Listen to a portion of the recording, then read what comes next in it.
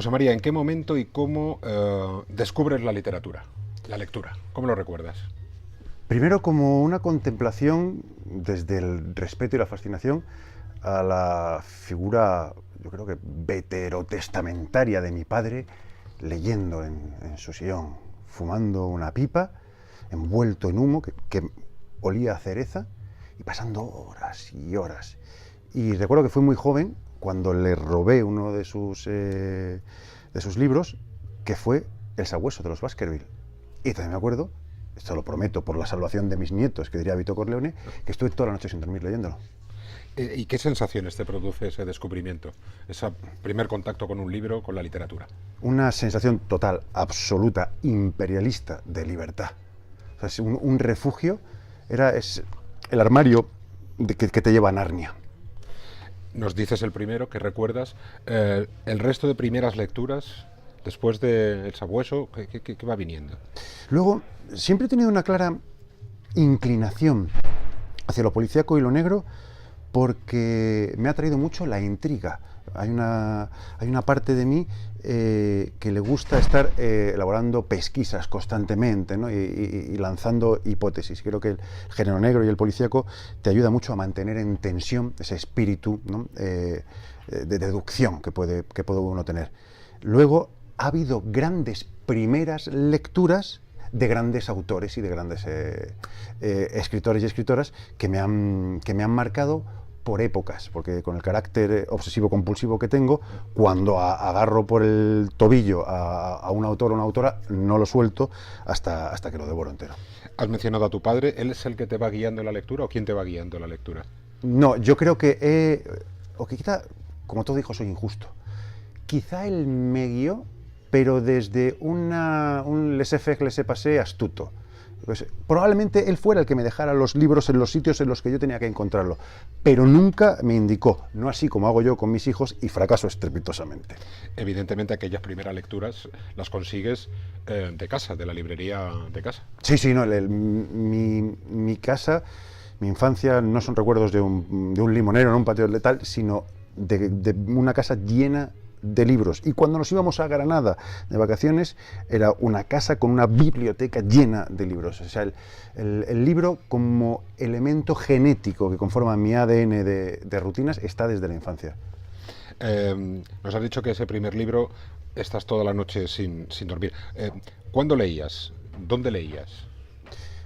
Como soy una persona que no he tenido muchos amigos a lo largo de mi vida y que me he revolcado en la soledad, pues puedo decir así pensando, ¿no? No estoy haciendo ninguna criba, que probablemente llegaba del colegio, hacía los deberes y me ponía a leer. Porque tampoco he sido muy físico hasta después.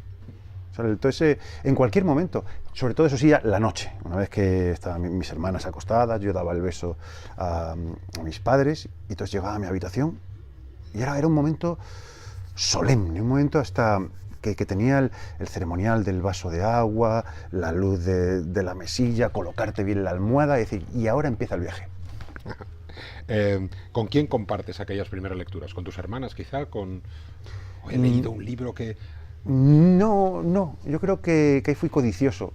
Conmigo mismo y luego con mis delirios, porque claro, yo creé primero un club de ladrones de guante blanco en el colegio, pero aquello vi que no iba a buen puerto, entonces opté por crear un club de detectives. Luego creamos una fuerza militar paralela oculta. Entonces yo creo que mis amigos se veían sometidos a todos mis enamoramientos literarios. ¿Hay algo o hay alguien determinante para que ese primer descubrimiento se convierta en un hábito? Yo creo que quizá la sonrisa pícara de mis padres.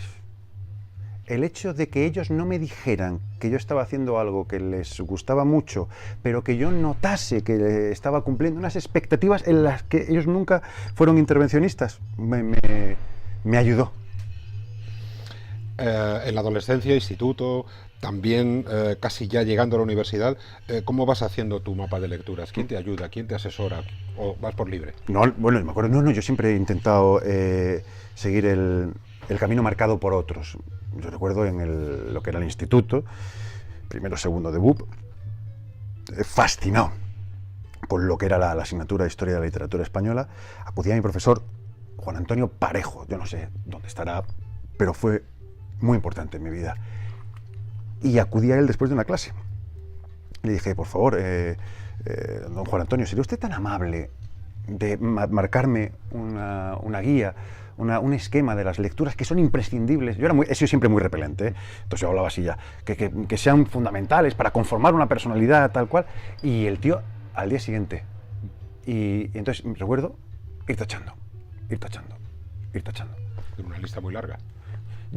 Era la lista de los manuales que se estudiaban entonces. Lo que pasa es que él había ido directamente al grano, entonces me daba los títulos, pero era siglo por siglo, tac. Pues yo creo que eran del orden de 2 a 3 lecturas por siglo. Claro, casi vivías en una biblioteca. Cuando ibas a Granada ni te cuento, pero ¿eras de bibliotecas? Sí, hubo un tiempo en el que me hice adicto a la biblioteca pública que había cerca de casa de mis padres en Madrid, que además está lindando, el costado da con la sinagoga que hay en Madrid. Entonces iba mucho por una atracción romántica, y empecé a leer allí libros de psicología, pero de psicología académica, ¿no? Porque me empezó a atraer eso. Y pues a lo mejor era una forma patética de encontrarme a alguien entre los pasillos y que hablara, no lo sé, pero sí, he visitado y he pisado, y he tenido carné durante mucho tiempo.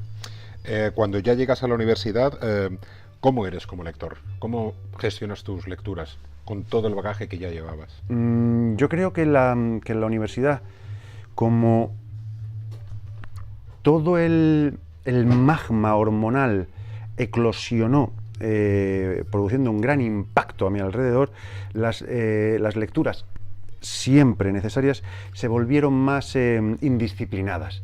Entonces me inclinaba más a vivir con intensidad mundana, y leía sin orden ni concierto, pero sí, nunca he perdido el hábito, ni siquiera con resaca o amaneciendo en la casa de una bella mujer que no me acordaba el nombre. Siempre he intentado el leer.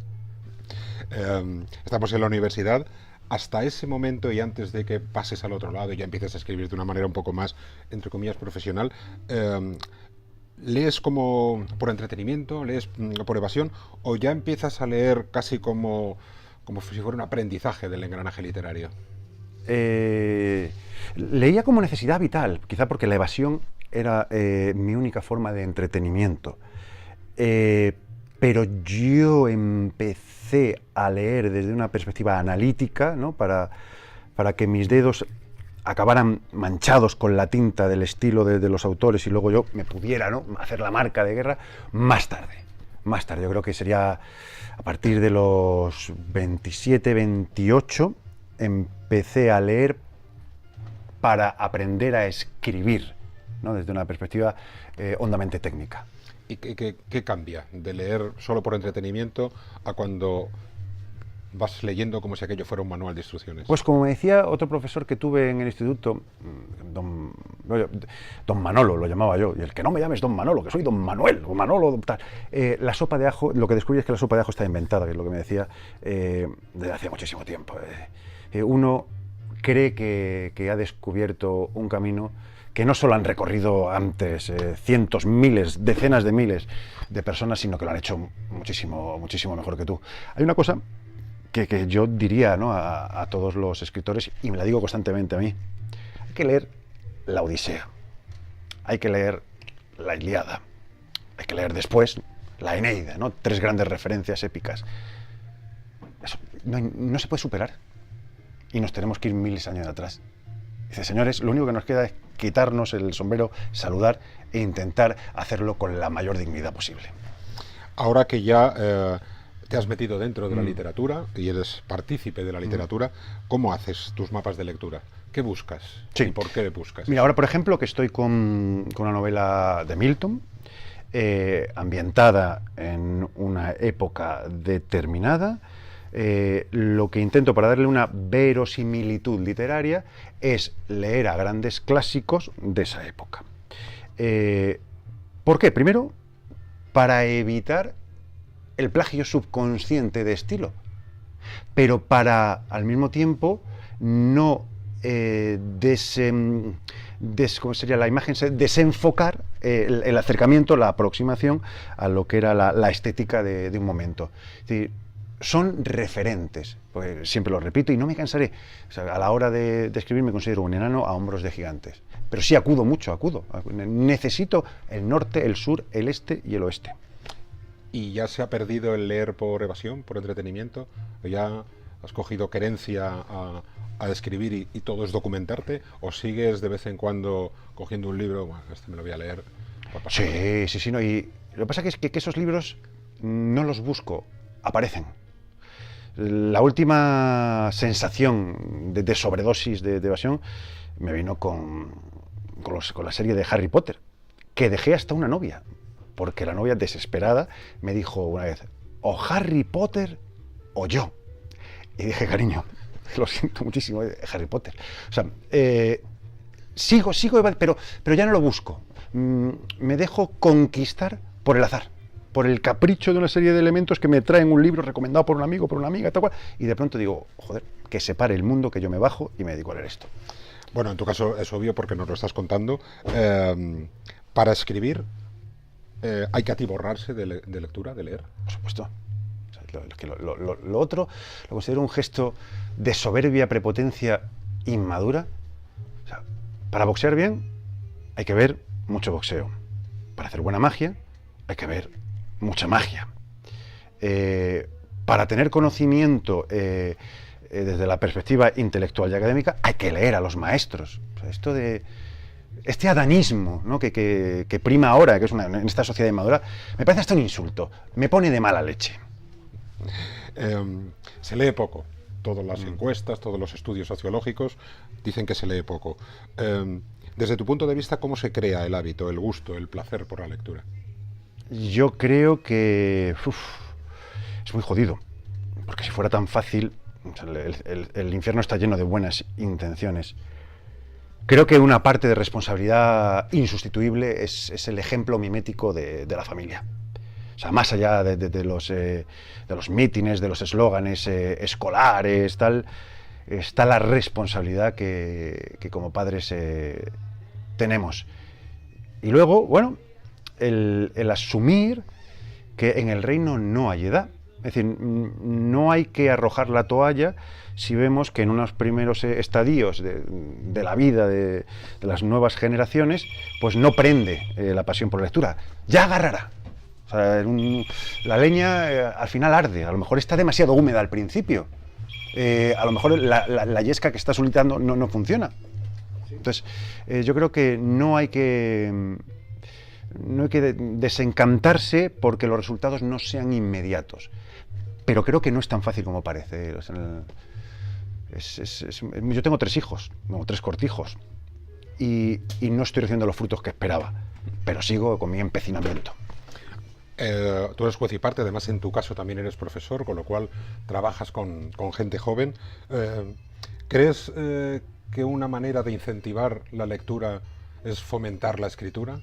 Ahora que todo el mundo, toda la gente joven, todo el mundo escribe y lee más que nunca en los teléfonos móviles, en los ordenadores, ¿puede ser un camino incentivar la lectura fomentando la escritura? No, porque no me interesa nada el rebuzno. Y estoy cansado, como humilde profesor de universidad, de enfrentarme, de perder mi tiempo con jóvenes hormonados que creen saberlo todo sin haber estudiado nada. Entonces, me paso el día, un día voy a venir con una espada a la universidad, combatiendo dogmas que nacen de intuiciones básicas, ni siquiera primitivas, sino de primates. Entonces, no. Usted escribirá cuando lea. Además, es que es un calvario leer ahora, sí, leer lo que escriben, ¿no? Lo quería decir, porque como no leen ellos, no son libres a la hora de expresarse. Como manejan unos conceptos que están totalmente cargados de miopía, astigmatismo mental, pues no se expresan. Entonces, ahí no creo que es el camino correcto. Es leer, leer, leer, y luego saldrá la flor de la escritura. Puesto que ese no es el camino, y a lo mejor no toda la gente sigue el ejemplo mimético que decías, ¿cómo se atrae a los nuevos lectores? Yo creo que les engatusa para no dándoles espacio a que se escapen. O sea, llevando la lectura a cualquier sitio, al móvil, a cualquier soporte, a las esquinas, llenar. Me gusta mucho el metro, yo que vengo en metro, vengo en transporte público, me gustan las pegatinas de poesía que hay en los vagones de metro. O sea, bienvenido a la inteligencia, bienvenido al arte, a la cultura. Esta especie de la que tú huyes no te va a dejar escapar. Claro, pero fíjate, pones el ejemplo del metro y cada vez es más raro ver a gente en el metro con un libro, incluso con un periódico. Sí, es cierto, pero yo vengo todos los días que estoy en Madrid, los veo liados ahí con su móvil. Lo que pasa es que, claro, al principio tienen estos juegos que son de verdad, que yo que viví el nacimiento de Atari con los dos politos, es que hemos vuelto a eso, o sea, es lleno de color bizarro y vintage, pero es lo mismo, una bola que cae, tal, algo muy simple. O sea, mi hija Julia de 5 años puede jugar a eso, y espero que lo abandone con 6 años, no que llegue a ser a presidenta de un congreso y siga jugando ese tipo de idioteces, porque en sí es una idiotez. Creo que hay que recuperar también contenidos clásicos y ser muy didáctico para llevar a estos soportes algo que produzca pellizco, que produzca interés, que muerda.